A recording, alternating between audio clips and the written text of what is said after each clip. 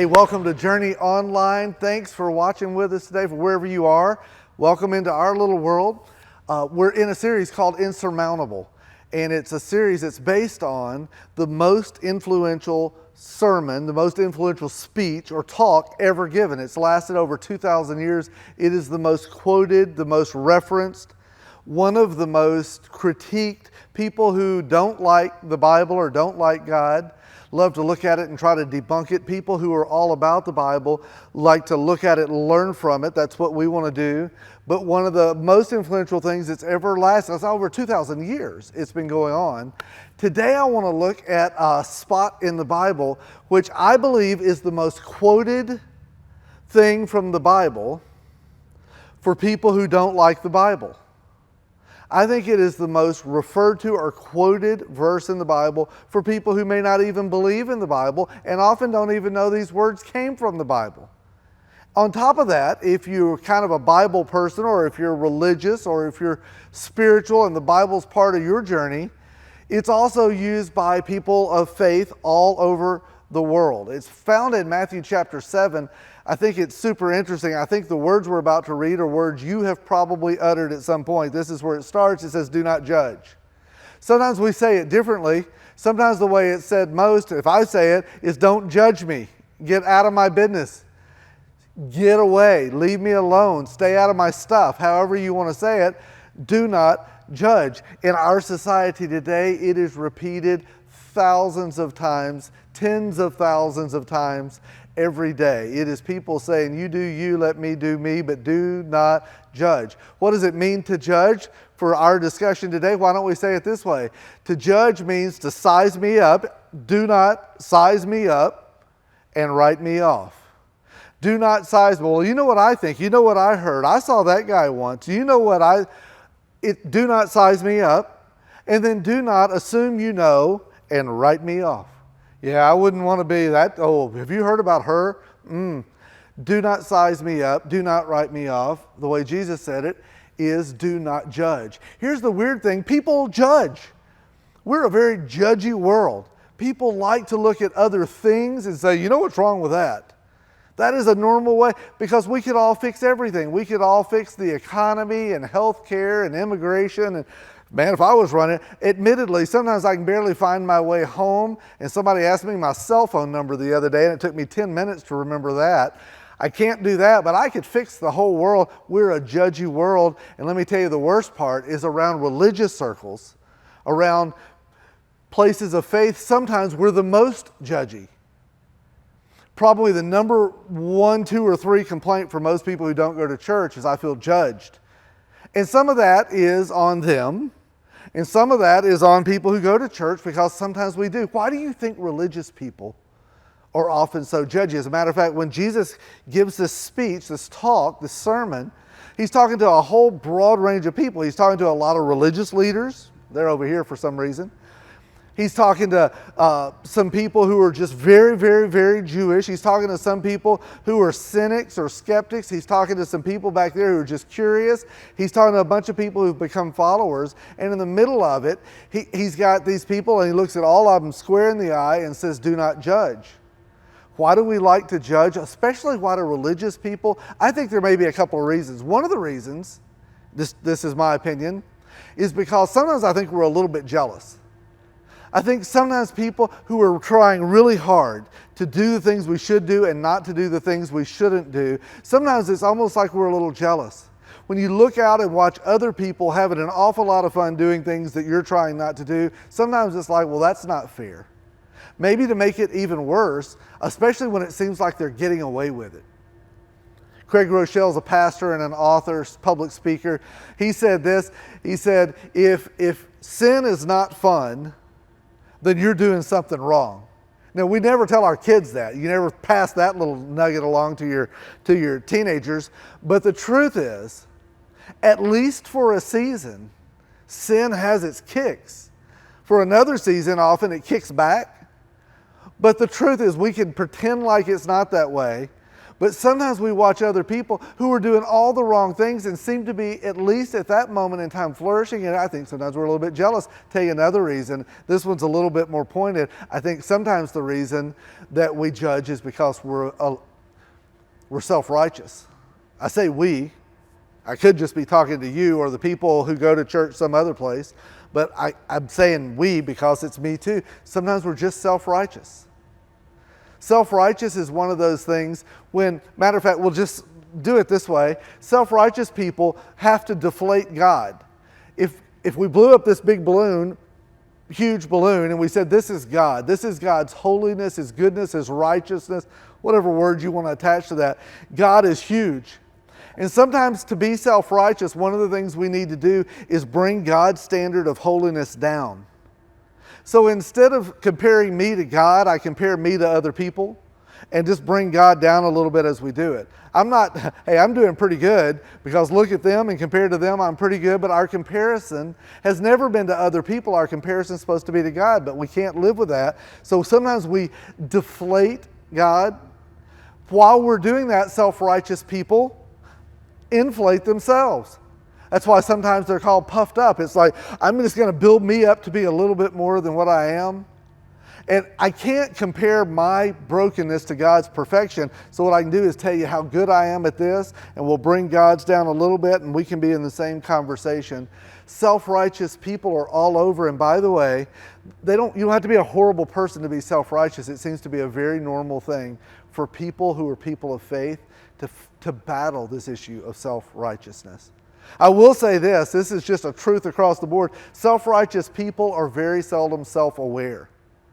Everybody knows somebody that is super self-righteous, sanctimonious. You kind of talk to them and you're like, wow, they like them some them. They are just built that way. The problem is the last person that usually figures out they're self-righteous is the person who's self-righteous. It's not one of those things we sometimes see, we get blinders on. Everybody knows somebody who's self-righteous, and if you don't, then it's probably you. In your crowd, it's probably you. If you don't know. But the truth is, for all of us, it is such a struggle, this issue of judging. And judging seems to come so incredibly natural. And so we start with this verse that says, do not judge, and you're like, the end. That was a good talk. I'm going to go do something else. But that's not the end. And when we read it, we would say this is a passage about not judging because it starts off with words like do not judge, but that's not the end. As a matter of fact, if you looked a little further in, you notice there's a comma, not a period. Do not judge. And so as Jesus is talking, he starts with that and then he continues. Do not judge or you will be judged. Don't size me up and write me off. But if you do, it's not just a don't do it, it's a don't do it or. If you judge, you will also be judged. You too will be judged. He says, don't judge. And if you ever felt judged, the pain of feeling judged, the pain of being sized up or written off, most of us have felt that at some point. He said, you too will be judged. Just so you know, that's not the end of the story.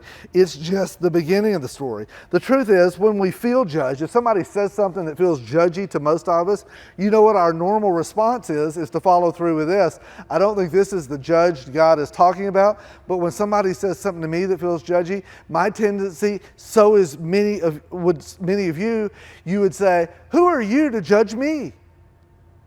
Who are you to judge me for my temper? Who are you to judge me for my actions? Who are you to judge me for my whatever the case might be? Because look at you. I just remember the other day, and then we tell a story. You know what? I felt judged, so I judged. Jesus is saying to them, listen, don't start down this path, because when you start down this path, the result is not great. As a matter of fact, it's incredibly painful. Matter of fact, he goes on and gives us some more. He says, for in the same way you judge others, you will be judged. He says, as you judge, you'll be judged. And then he gives a little more information. And he said, and with the measure you use, it'll be measured to you. Pretty much what he says is, do not judge. Or maybe the golden rule might sound more like this. You need to judge the way you would want to be judged and measure out your judgment the way you would want it measured to you, which leaves us with a question. How do you want to be judged? How would you prefer to be judged? Now, if somebody asks me that, it is a pretty easy answer for me. The answer is, how do you want to be judged? Not. I don't want to be. There's nothing about being judged that I like. The only people who like being judged are the people who think they're so perfect that there's nothing to judge, and they bring it on. But those people are self-righteous, but don't tell them because they don't know, because self-righteous are seldom self-aware. So I don't want to be judged. And I will say this, if you're going to judge, you know how I want to be judged? Is mercifully. What I want you to do is take a look at my whole story. Don't pick out one event. Don't pick out one moment and say, that guy's a lousy guy and here's why. That guy's horrible because of that. I saw, I heard, I think.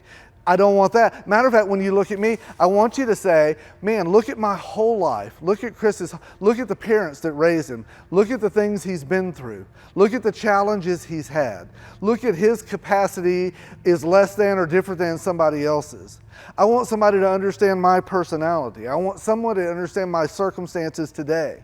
I want somebody that'll also look and say, man, he's got his own insecurities and stuff he's also taking care of. Maybe what I want people to do is understand there's more going on than just the thing they saw, and don't judge. I want to be judged mercifully. Wouldn't you? He just says, don't judge, because in the same way you judge others, you'll be judged, and with the same measure, it will be measured to you.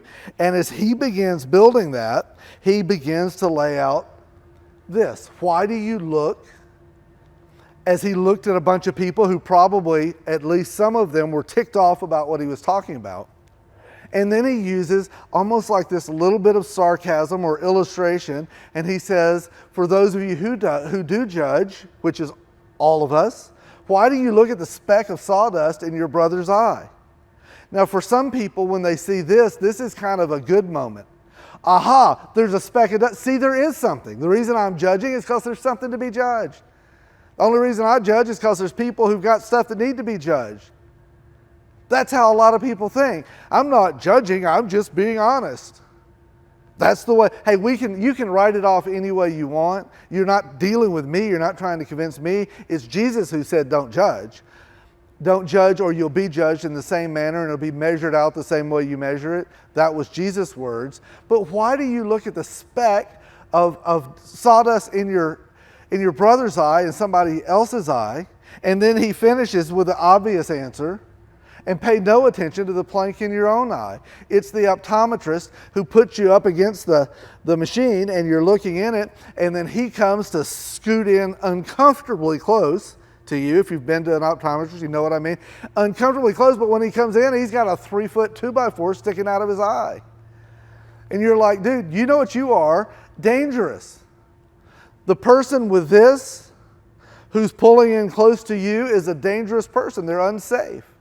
Nobody would do that. You would understand that. If they got near you, you would say, back up. And Jesus is sort of saying the same thing. That don't go picking the speck out of someone else's eye when you've got stuff in your own. You're not a safe place. You're not a safe person. It's impossible to do a great job of helping somebody with what's in their eye if you've got something as big or bigger in yours. Are you sure you're the one wanting to do microsurgery when you've got a macro issue that hasn't been dealt with? And so he begins laying out these questions and then begins giving us some answers. I think those are important. Over the last 3 weeks, we've been talking about this subject and said there's these general prevailing assumptions. And these are assumptions that when we have them, they dictate how we live. Once you start thinking that way, you live that way. We've talked about a bunch of those. Here's the general prevailing assumption for a lot of people. Based on the work I've done, I'm okay. Here's what a lot of people would say. I know we shouldn't judge with a plank in my eye, but here's the deal. I don't have a plank in my eye. I'm fine. You know what? I've been working on it. And compared to those people, I'm doing pretty good. I've cleaned up my deal. I used to deal with plank in my eye, but now I'm just fine.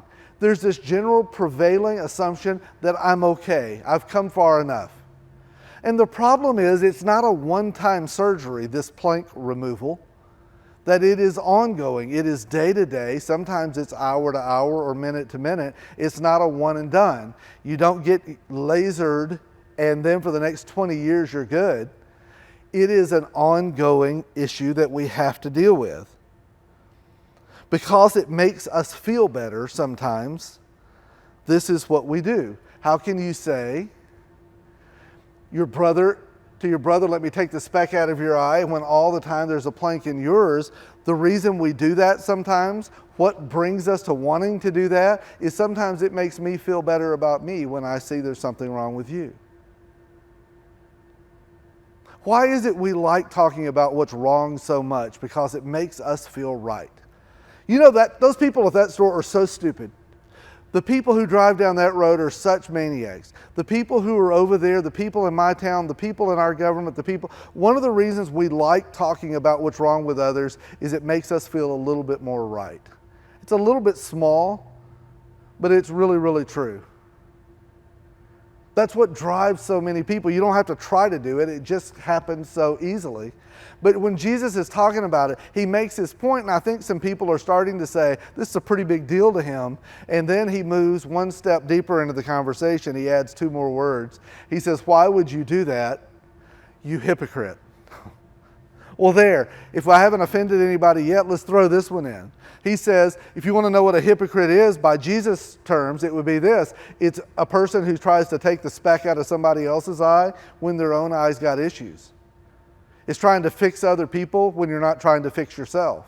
It's when you enjoy looking out the window at the rest of the world but hate looking at the mirror at yourself. He says, by definition then, that's a hypocrite. That is somebody who is unwilling to do what it takes. And it's a big deal. He takes it super serious. Somebody that's a hypocrite seems to be more fascinated with other people's issues than they are consumed with doing away with their own.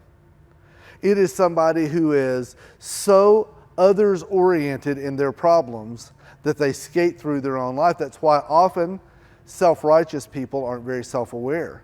Because when you become so aware of all the things that are wrong around you, it leaves very little time to worry about what's wrong inside of you.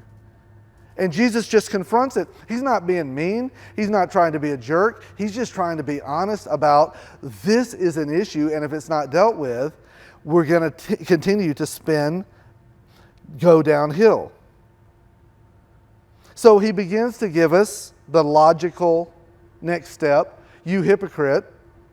First, he didn't finish with you hypocrite, by the way. He gives us a remedy first. And when he says first, when I was in high school, I remember in English class, they told me if you have a first, you need to have a second. Like on an outline, you can't have a Roman numeral 1 if you don't have a Roman numeral 2. You can't start a sentence or a paragraph or a writing that says, the first thing you need to do is that. If you're not going to have a second, you're not supposed to do it. He starts with a first, which tells us there's going to be a second. He said, first take the plank out of your own eye. That's the starting point. He said, for you, when you look at other people and notice there's a speck in your eye, what we need to do is recognize those are easy to not notice. I wonder if I have one too. That the logical thing is when you see brokenness, when you see fault, when you see weakness in somebody else, our natural response should be immediately to take the plank out of our own eye, to deal with our own selves. See, that's awesome. That's something good coming from it. When I look at your messed upness, instead of saying, what's the matter with you? What I need to do is say, man, people are messed up and I'm a people. Therefore, I'm going to see what's going on with me. My natural response should be when I see your issues that I immediately look at my own issues. But he doesn't stop there. He said, then you will see clearly. And so it would be easy right about now to say, all right, we've read these few verses in the book of Matthew. We're 5 verses deep. And here's what it's told us so far. We shouldn't judge, because if you judge, you'll be judged in the same manner by the same measure. And that doesn't seem to work out at all. Matter of fact, he says that's bad. And here's the other part. When we recognize faults in others, it ought to drive us to lead our own lives better, to dig into our own selves, our own humanity, our own brokenness, and then we can see clearly. So it would look to me like the message of this is, you do your thing and I'll do mine. And the good news is when I see problems in others, I bring it back to me, and yay, we all win. Wouldn't it be great if that was the message here? That's not the message. The message of this passage is not don't judge.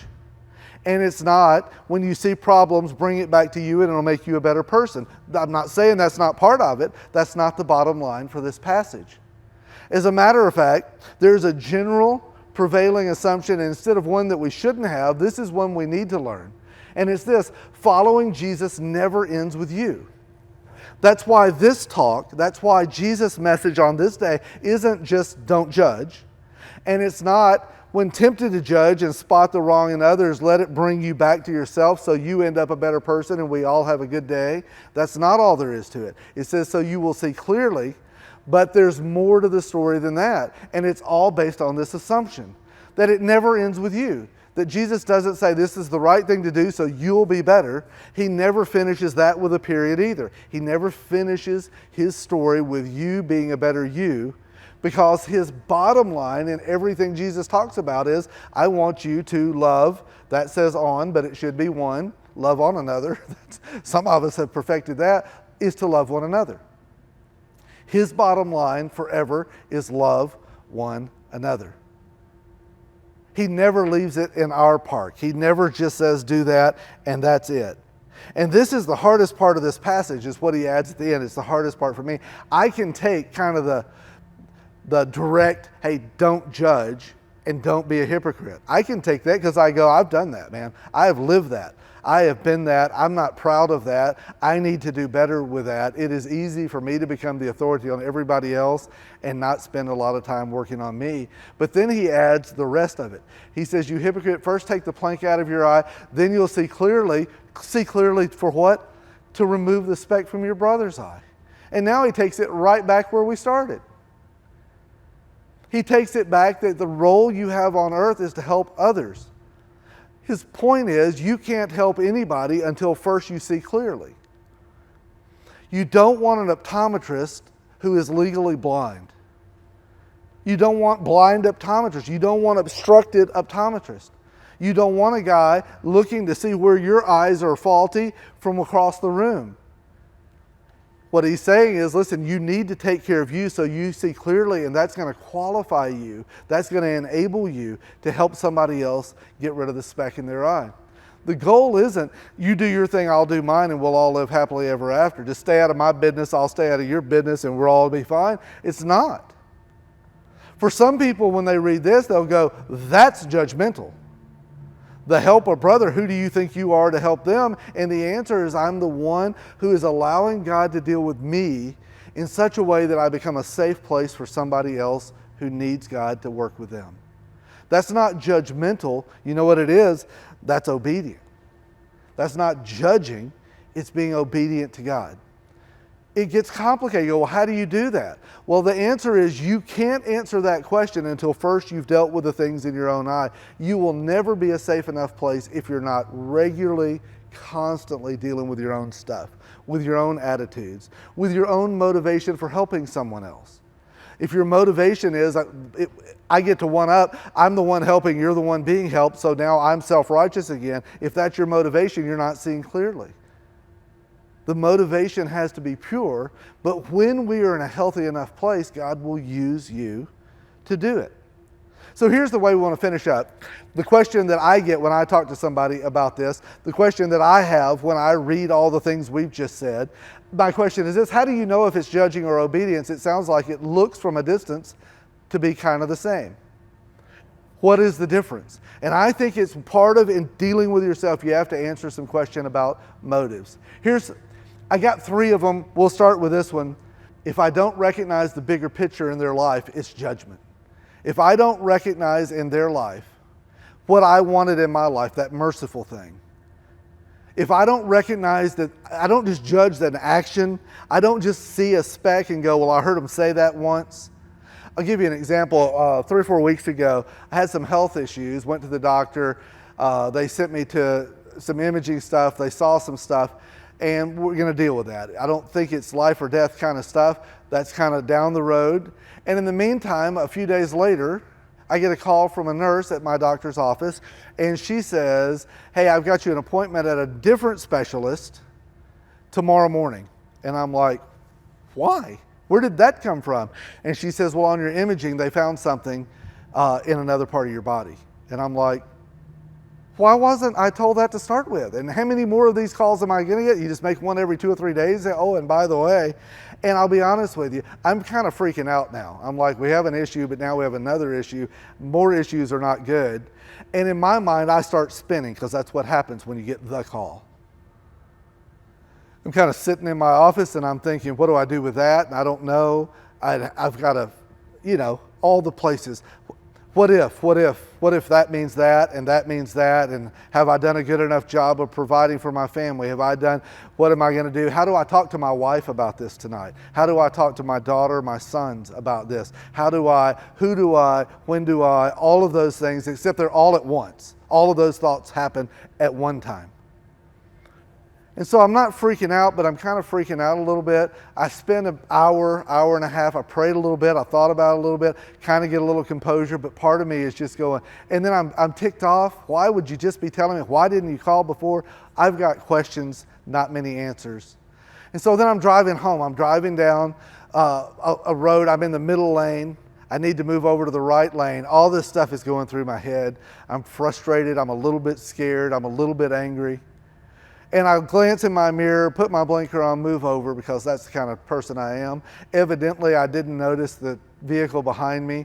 And so when I move over, they're not like an inch behind me, but they honk their horn. I hate it when people honk their horns, by the way. I don't know what it is. Some people grew up in a world where that's the way you drive. You just one hand on the horn, one hand on the steering wheel. That is not me. And I will say this, every now and then you just gotta. And when you do that, to me, you go, boop. This guy didn't do that. He's like, wah! Man, I could feel my blood pressure go up.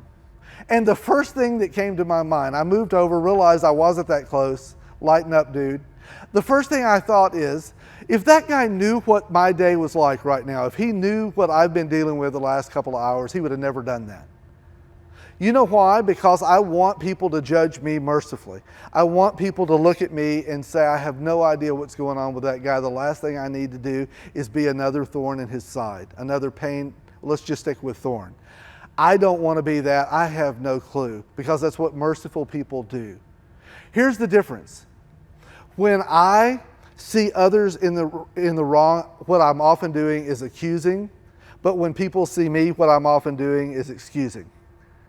It's easy for me to go, well, why would you do that? Don't be that way. Just stop it. If it's something difficult for you and easy for me, just stop doing it. Here's a thought. If you're having weight problems, eat less. Which is great for all the people who have metabolism that runs high, or somebody who learned that discipline at a different time of life and it's just second nature to you. Well, if you're having a hard time being out of breath, why don't you just run more? Yeah, thanks. I never saw that one coming. Let me say that slowly. Let me write that down. It's easy. It's easy because we don't have to take into account any of the other reasons. Here's the crazy part. It is judgment when I'm accusing but expecting to be excusing. And I can just say this. If I don't recognize the bigger picture in their life, it's judgment. It is not obedience. Here's the second one. If it doesn't drive me to the mirror, if when I see things in you or other people or around me in life, if it doesn't drive me to say, I wonder if that's in me too, I wonder what other people could see in me. If it doesn't do that, it's not obedience. Because that's what obedience starts with. First, make yourself a safe place, and then let's talk about that. But until you've done that, shut up. Stay out. You know why? Because to that point, it's judgment. Let me give you one more.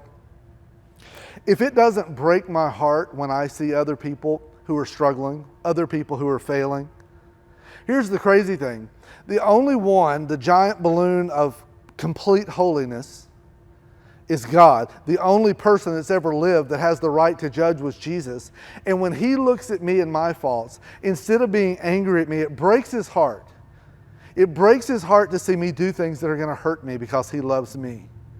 And when I see other people who are going through stuff, instead of being angry, hey, it is so easy in our world to go, I am so sick of those people and those people. And there's a reason, because they're doing hurtful things, and sometimes the hurtful things hurt us.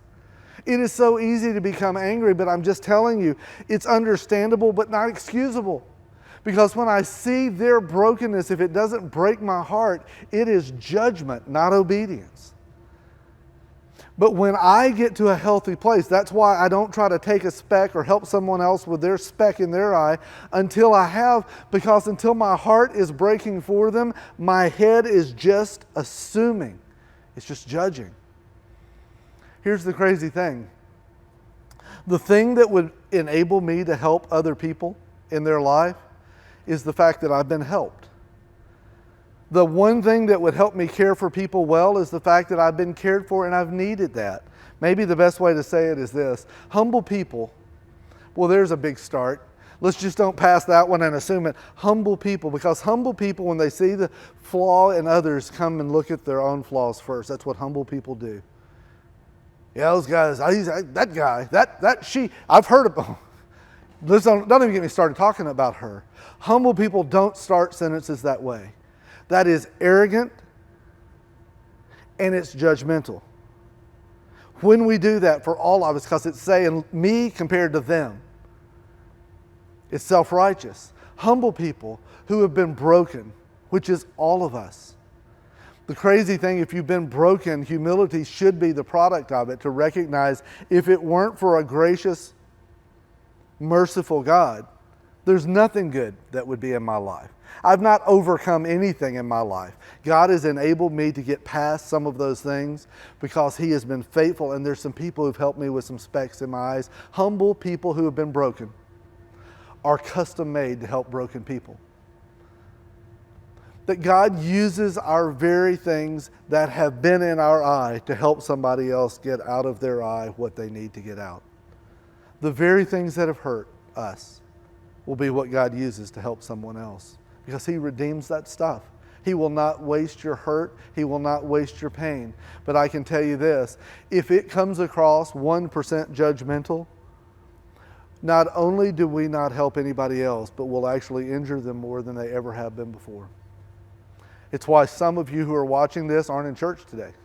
It's why some of you laid out for 10 years. It's why some of you, because people who maybe had something good at heart did it in a way that instead of going immediately to clean their own stuff out, so they would be a safe place, and they have come, and as a result we're more injured than ever. I don't want to talk about what happened in the past. I want to say that we deserve to do better today.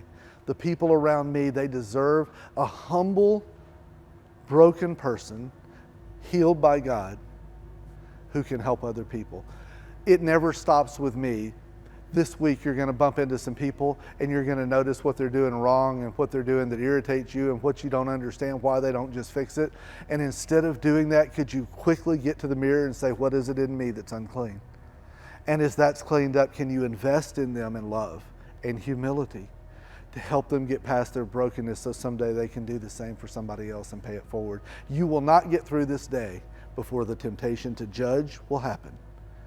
But don't size them up, and don't write them off, and certainly don't walk away, because God brought them into your life for a reason.